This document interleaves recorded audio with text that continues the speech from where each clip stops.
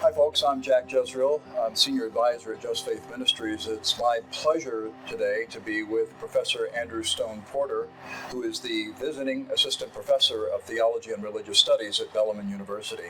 Andrew, welcome and thanks for being with us. Pleasure to be here. Thank you, Jack. That's great.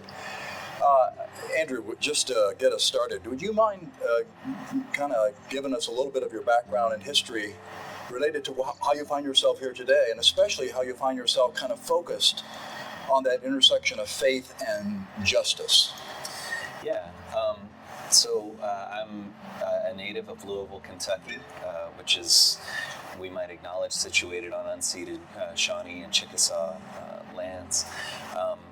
And I was raised by folks and surrounded by a community of folks who were justice-loving Catholics of the Vatican II persuasion. As rare as that might be. Right.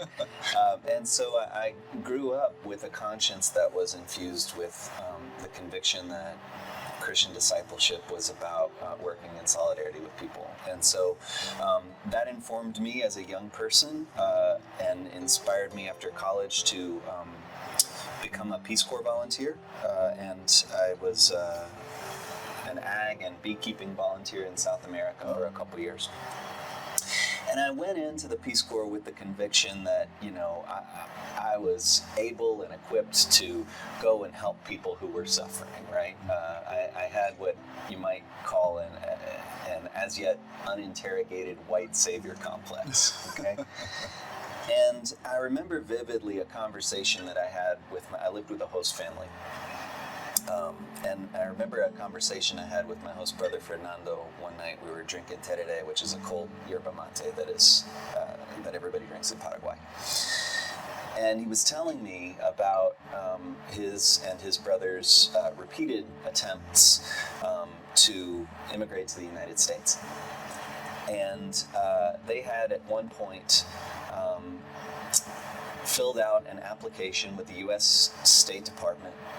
To fill out the application, even to apply, they had to pay $100, which is the equivalent of about 2 weeks' salary for them. They had the application and they were summarily denied, and he showed me the rejection letter, which essentially said, we're not going to let you come to the United States because you don't have enough financial assets to prove to us that you would return when your visa is expired. And it occurred to me, sitting there in a hammock, drinking tereré in Paraguay, having 1 year of agriculture experience, pretending that I was going to be able to teach these farmers something about agriculture that they didn't know on their own land, that I was in the wrong place. And that if I wanted to do justice, that I needed to go a little deeper and understand how the world is structured and what's my place in it, right? As a white, middle-class Christian, straight cis man living in this world. And so since that moment, right, it's not clear that was just the aha moment, but I go to it, right?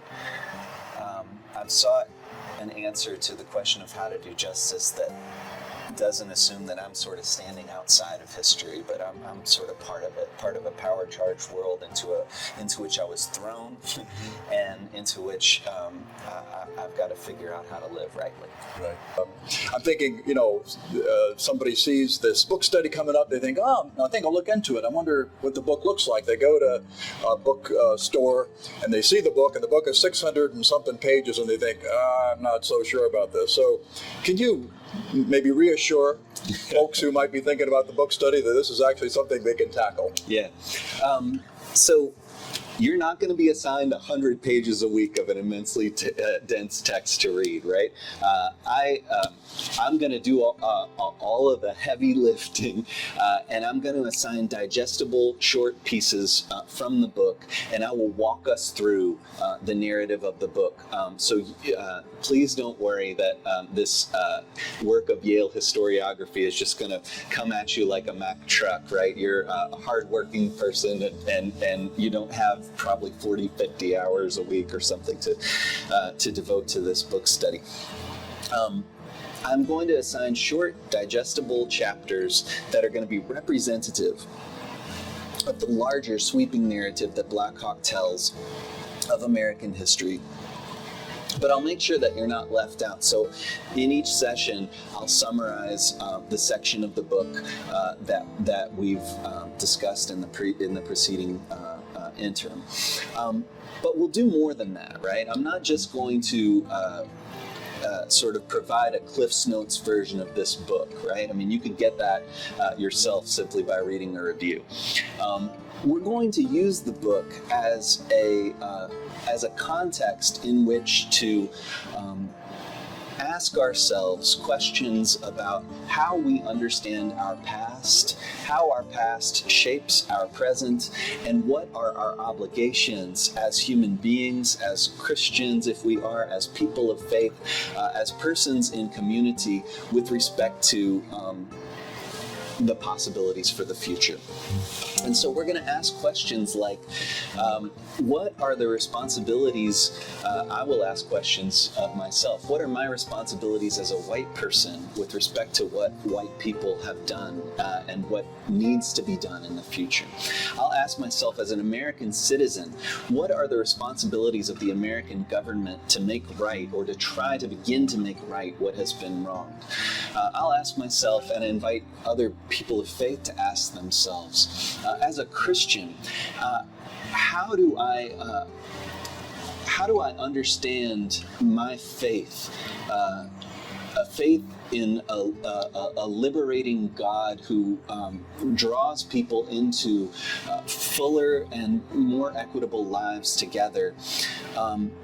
When that faith was used as a bludgeon to subjugate and to exterminate persons of indigenous persons in this country, black persons in this country. Yes, so Professor Andrew Stone Porter, thank you for this. This is so intriguing, and I'm hoping those of you who might be listening today intrigued enough to join us this summer when we look at Ned Blackhawk's The Rediscovery of America.